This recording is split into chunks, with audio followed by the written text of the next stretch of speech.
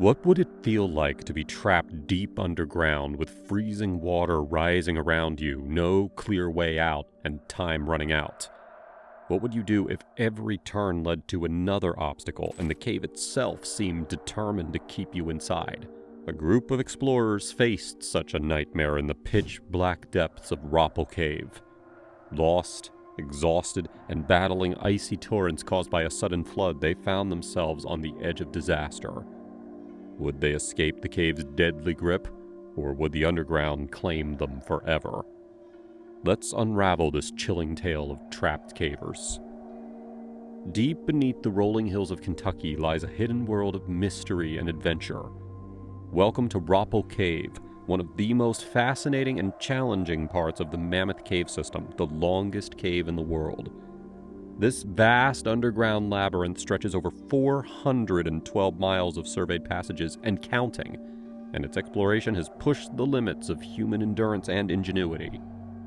Roppel Cave, discovered in the 1970s, adds its own unique charm and challenges to this incredible system.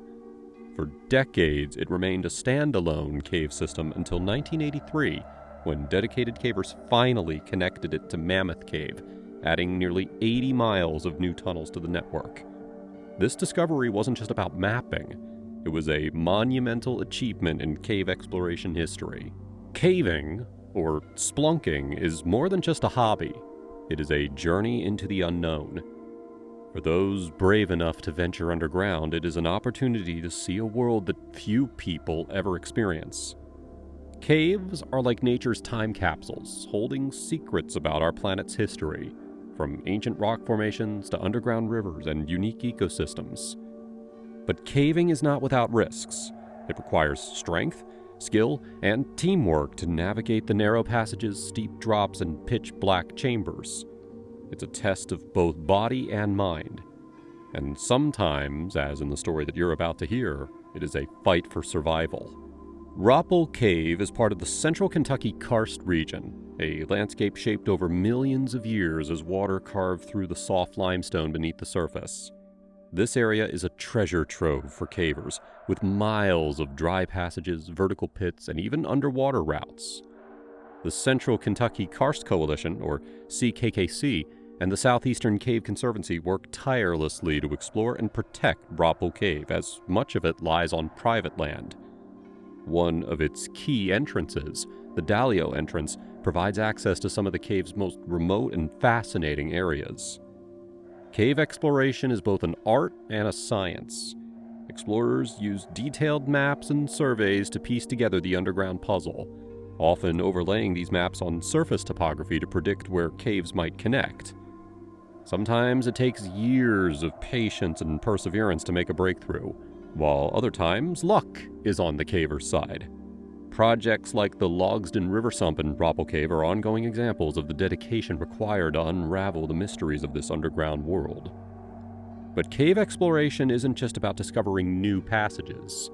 It's about overcoming challenges and celebrating human resilience. In the depths of Roppel Cave, a moment of disaster turned into an incredible story of survival, determination, and teamwork.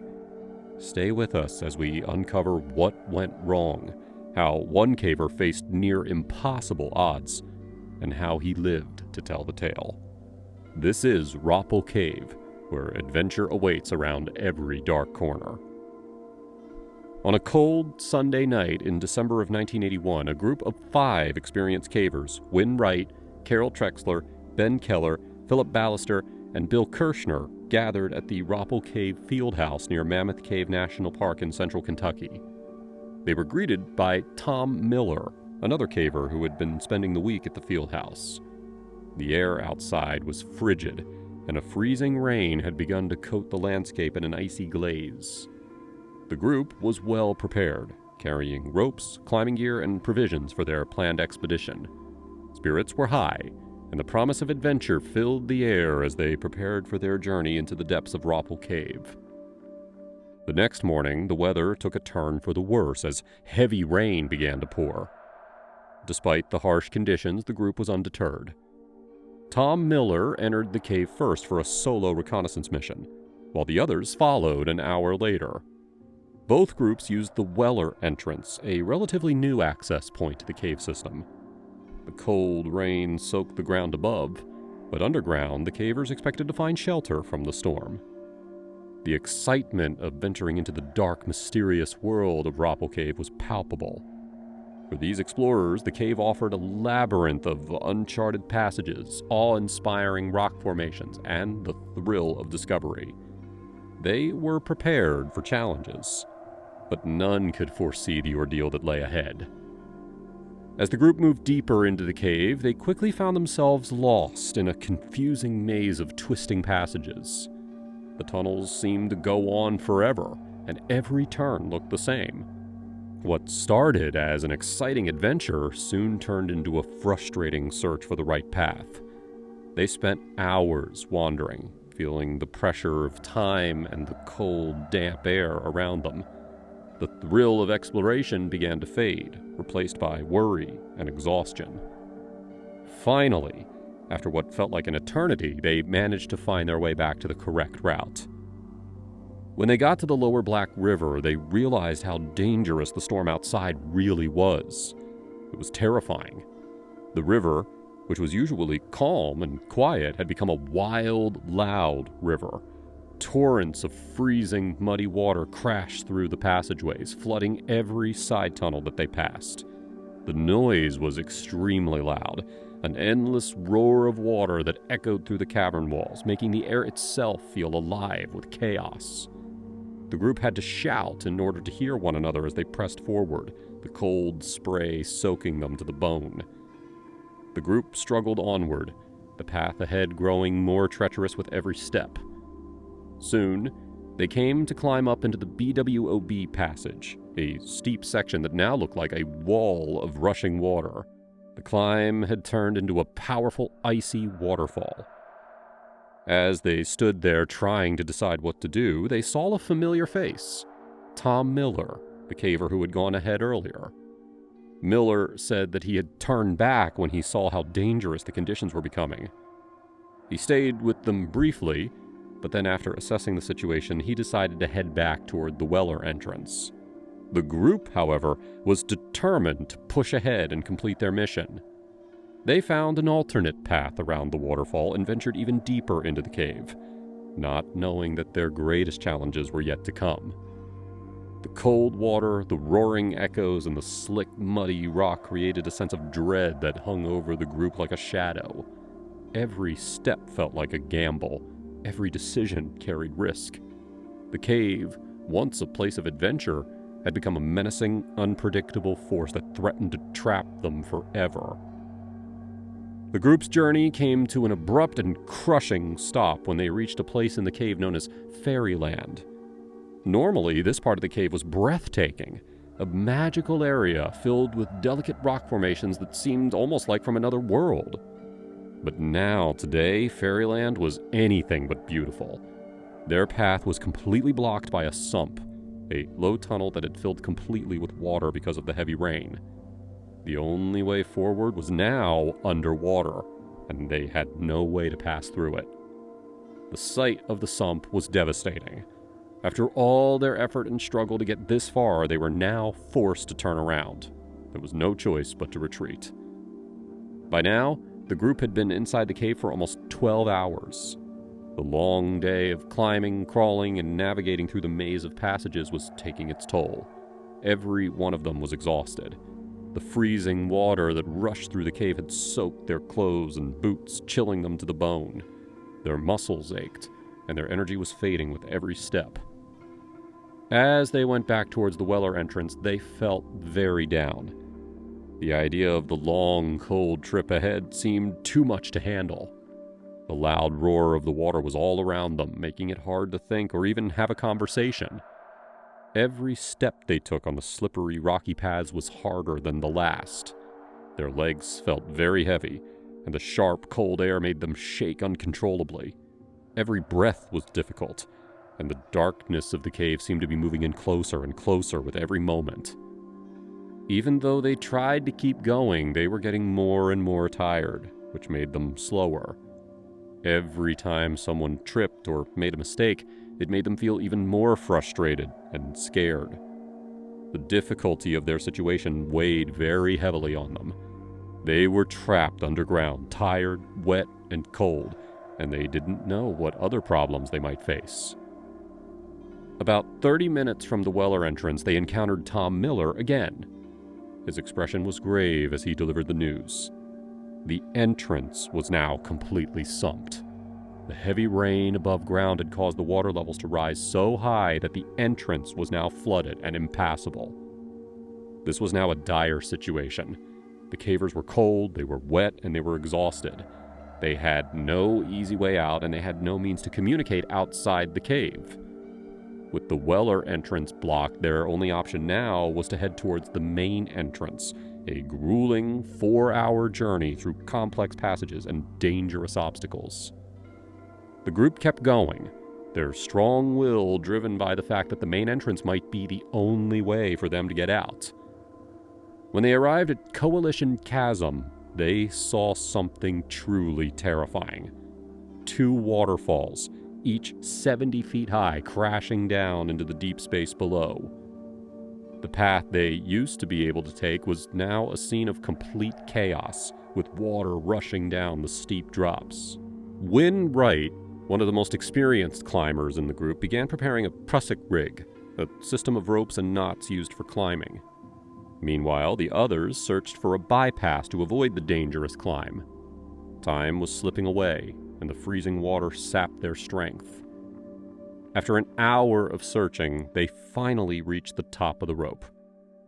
Tom Miller, who had been scouting ahead, decided to attempt the climb out of the entrance drop. It was a risky move, but it was their best chance. Battling the slick rock and the freezing conditions, Miller managed to ascend the drop and exit the cave. Once outside, he made his way to the field house and retrieved a cable ladder. Back inside the cave, the remaining cavers were now fighting against exhaustion and hypothermia. The loud noise of the waterfalls made communication nearly impossible, and every movement required immense effort. When Miller returned with the cable ladder, it was a lifeline that they desperately needed.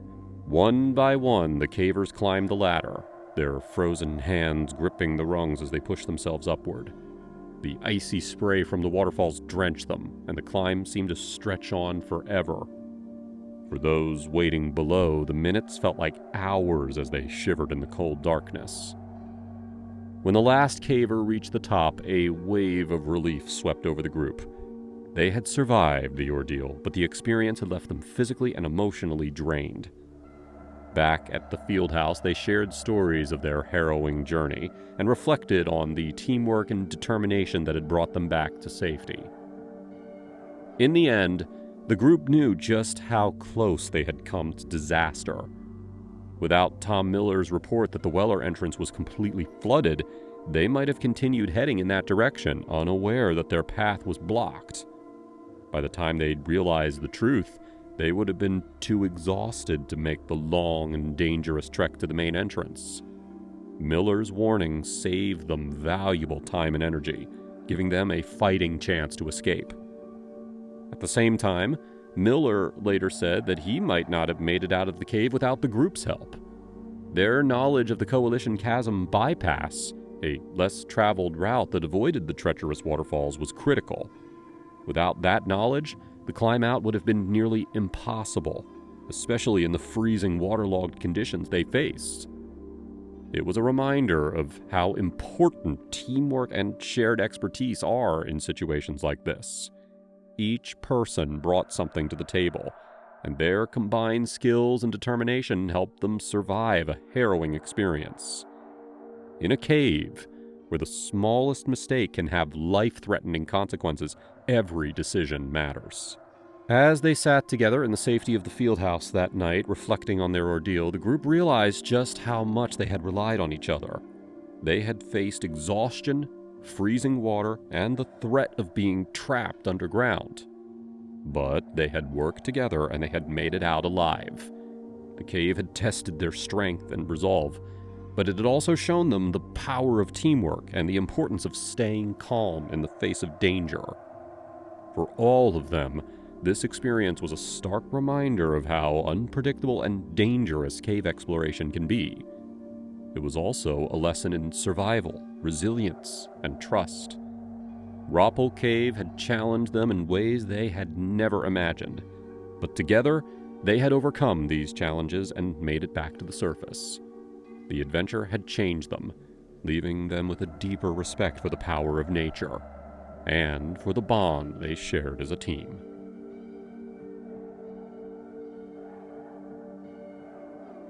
Beneath the cold, grassy hills of the Yorkshire Dales, disaster struck a group of 9 cavers during their exploration of the Gaping Gill cave system. The United Kingdom's cave rescue organization was worn out from a year filled with tragedy. The year was almost over. Rescuers were looking forward to a better year, but on December 21st, 2019, they were called to the Gaping Gill cave one more time. Did rescuers end their year with a victory, or were more lives claimed by the UK's dark tunnels? Find out as we explore the Gaping Gill Cave Rescue.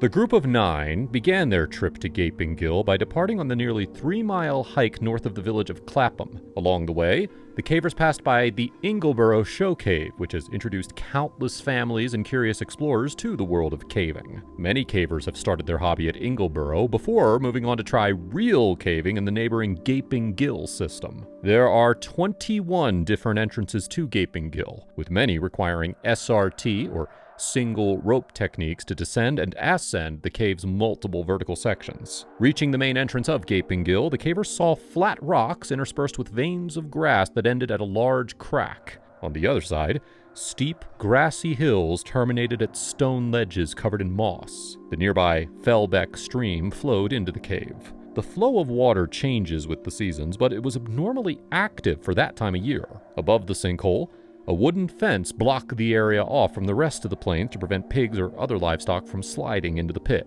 Gaping Gill is frequented by the Bradford Pothole Club and the Craven Pothole Club, and these groups host a yearly winch meet, allowing visitors to enter the cave safely. Other cavers from far and wide can also check out the cave during this event, and tents are set up along the river. The caving clubs have strict policies for the event to prevent accidents. Even though it's much more dangerous than a show cave, people still come from all over just for the winch ride into the main room. The winch hung above a 322-foot chasm that looked endless from the pit above.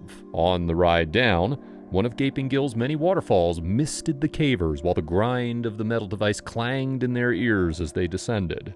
At the bottom of the winch, visitors can experience the layered rock of the massive main chamber of the cave, and marvel at the largest unbroken waterfall in England, which is nearly double the height of Niagara Falls. These photo spots are great for visitors and cavers alike, but Gaping Gill's multiple large waterfalls can also be deadly under the wrong conditions. Cavers who travel to truly explore Gaping Gill are also required to have public liability insurance from the British Caving Association in case of disasters. Years back, the first person to descend the crack had to call off the expedition when he noticed his rope was tearing apart as it scraped against the stone, an ominous beginning to a cave that so many dare to explore. The group of 9 cavers split into teams of 2 so that it could cover more ground. Each group was supposed to explore different passages of Gaping Gill, but one pair of 22-year-old men were trying to get the most out of this trip to Gaping Gill. They couldn't see it all before their cutoff time, but they were surely going to try. From the enormous main shaft of Gaping Gill,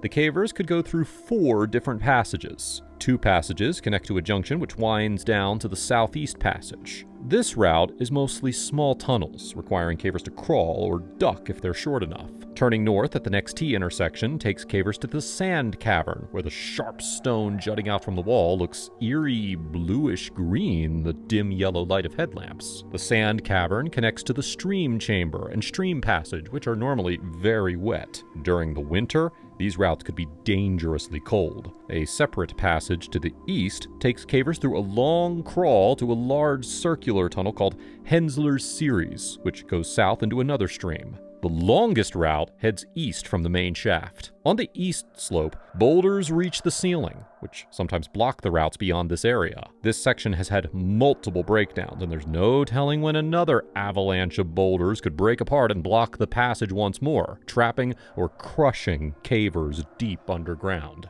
If cavers can traverse the passages on this side, they'll move through the mud hall and avalanche pot before traveling down sections that go all the way to Ingleborough. However, few attempt that trip because it requires cave diving in dangerously tight tunnels. After the pairs of cavers all finished their initial exploration of Gaping Gill, they all turned around to meet up back at the main chamber. They each crawled and dug their way back through the tunnels. The way back was harder, because water was slowly turning the dirt into mud, which filled the tunnels and made it hard to grip the stone. Pair after pair heard the sound of the waterfall and felt a breeze rushing past them as they returned to the main chamber. This massive room would be almost twice as large if cavers somehow removed all the boulders and stone stacked dozens of feet high below them. One of the cavers couldn't help but feel uneasy as they stomped their way through the crunchy pebble-covered room. The floor below could have a hole from the waterfall,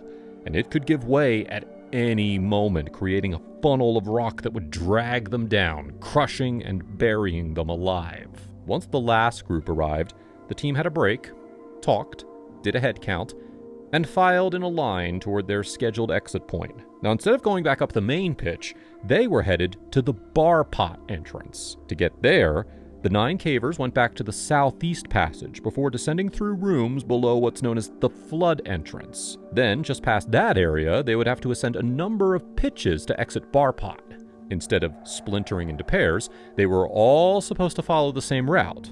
So it should have been a straight shot out of the cave. But that's when everything went all wrong. Bar Pot was a popular entrance and exit to Gaping Gill, but these 2 adventurous cavers wanted to try something new. After all, part of the thrill of caving is the exploration. These 2 took a turn, believing this route would eventually connect with the same path the rest of the group was taking. Their route ended up taking a lot longer than they expected, but they weren't sure why. Meanwhile, the main group had a tough time. Bar Pot has several dangerous sections, including a gap that can be covered by water from the flood entrance, a 108-foot climb done with ropes, then a tricky climb with steep walls that leads to another 46-foot tall shaft. Along the way, they had to traverse tight wedges with water trickling down the smooth rocks, which made it nearly impossible to find stable hand or footholds. Once on top of the second pitch, the main group had to conquer another steep crawl before they could finally exit Gaping Gill. As they climbed out of Bar Pot, the water flowing down started to get worse. It became harder to see the path above as streams flowed over each of the cavers. The caver at the end of the line was getting anxious as water slowly filled the chasm below and started climbing up his boots. It was this person's job to de-rig the ropes on the way up so they could take all their gear with them on the way out. All of the cavers were tired, and the person taking down the ropes was in a hurry, fearing the dangerously high water. Once they wrapped up the de-rigging, the group assumed that everyone had already exited, and they walked back to their camp. Eventually, their hearts sank as they realized the pair of 22-year-olds were still below ground in Gaping Gill, and above ground, rain started to pour onto the Yorkshire Dales. After the 2 men recognized part of the cave from the map, they realized they had missed the turn from the main into Mud Hensler's Crawl, which leads down to the South Hensler's Crawl and connects to the Bar Pot area. Instead, they went down Avalanche Pot and took a right turn down the Far East Tunnel. At that point, they were also aware that water levels were quickly rising inside the cave. Their best chance to make it out of Gaping Gill alive was through Corky's Pot. Corky's Pot has 7 vertical climbs with ropes, making it a difficult journey. The cavers were able to climb the first wall, the 131-foot Vindication pitch, but they ran into trouble further up. The entrance to Corky's Pot has been reinforced with a tube that sticks out of the ground like a well. The cover on top has holes so water can get through, and without the grass and rocks to soak up some of the runoff, the tube funnels water directly into the cave.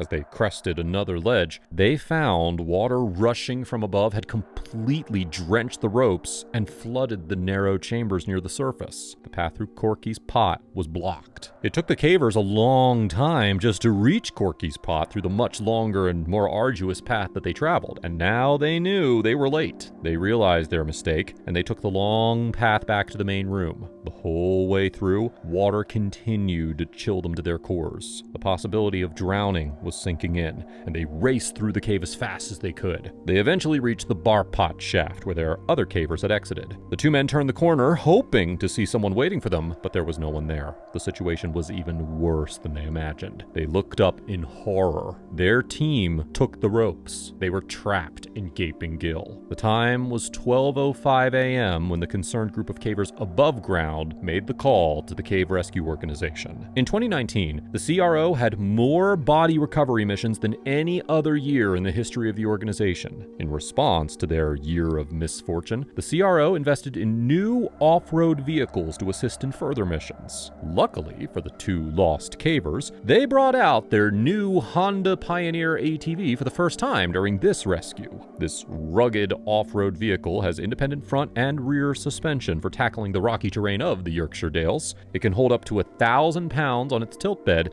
and it can tow another 2,500 pounds. This new tech investment paid for itself on this first mission, but would they be hauling back two chilly but thankful cavers, or two bodies? The CRO team parked their larger Land Rover at Gill, which is a nearby rocky valley, and got ready for their life-saving operation. During all previous rescues, the team would have to carry their heavy equipment, including rows of anchors, metal clips, ropes, wire ladders, stretchers, helmets, food, hammers, power tools, and sometimes even scuba equipment from the Land Rover all the way to the various cave entrances, which could be miles away. The Yorkshire Dales National Park is a vast stretch of empty plains and rural farmland. Many of the caves are located well off the beaten path, and during storms, the few dirt and gravel roads that stretch into the park can easily get flooded. The caves of the Yorkshire Dales are spread out all across the park, and some systems, like the Gaping Gill Cave, have multiple entrances. Their new ATV could quickly ferry this heavy gear to and from different cave entrances, which saved precious time as the rescuers walked for almost 2 miles to reach the cave entrances. Since the rescuers didn't have to carry as much gear, they didn't expend any of their own energy on the walk to the cave, which was a relief. Who knows what dangers they could face. They also had split into teams to cover more ground, so the team controlling the ATV also doubled as a communication hub to relay info between the various teams in case cell reception was lacking out in the countryside. The controllers of the operation analyzed the layout of the cave and the route the cavers had traveled. They realized that one wrong turn could have sent them along the path to Corky's pot, so they started their search there. Other teams went to the bar pot entrance to check there. As the first team squeezed into the Corky's pot entrance, they immediately realized there was a problem. Melting snow created high water flow into the cave, and it was made even worse by rainfall. The CRO tried to explore Corky's pot, but the flooding was too dangerous. They retreated to the surface to come up with a different plan. Meanwhile, the bar pot team was able to slip down the crack and begin rigging their lines in the rain. This team was going much more slowly than the Corky's pot team. So far, this path looked like it was safe to travel for now, but it would take a while to move safely through the treacherous pitches. As time dragged on, the conditions inside and outside of Gaping Gill worsened. The controller decided they needed more rescuers if they were going to save the two missing cavers in time. They called for backup from the Upper Wharfedale Fell Rescue Association. Minutes later, the first rescuers touched down below the bar pot entrance. They readied themselves for the worst. If any of the passages here were blocked, they were in for a large-scale rescue that could take days, and the men might not make it out alive. The rescuers continued to venture into the dark depths below the Yorkshire Dales, and before long, They were shocked to find the 2 missing cavers. Rescuers had half expected them to search for another exit after seeing that Barpot was de-rigged, but they did the right thing. The cavers could have looked for a different exit, and if they got lucky, they could have dodged the floods and made it out safely on their own, but the experience of the rescue team in Corky's Pot proved that that would have been a risky plan that could have led to their death by drowning or by exposure to the elements. Instead, the safest plan was to stay put in a place along their scheduled route. Luckily, the spot they chose to rest was sheltered from the pouring water. The CRO's new equipment and their ability to cover more ground helped rescuers reach the cavers before their situation could deteriorate. They got to them so fast that they weren't in any risk of starvation or exposure. So, instead of using stretchers, the 2 cavers were let out of the cave on their own accord. Shortly before, they climbed through the muck and grime and felt the breeze of the sky once more. The backup rescuers arrived at the base camp. While they couldn't get additional volunteer hours logged, they were relieved that the rescue seemed to be a success. But of course, they didn't want to get too optimistic. They'd let their guard down only when they came face to face with the missing cavers to confirm they were safe.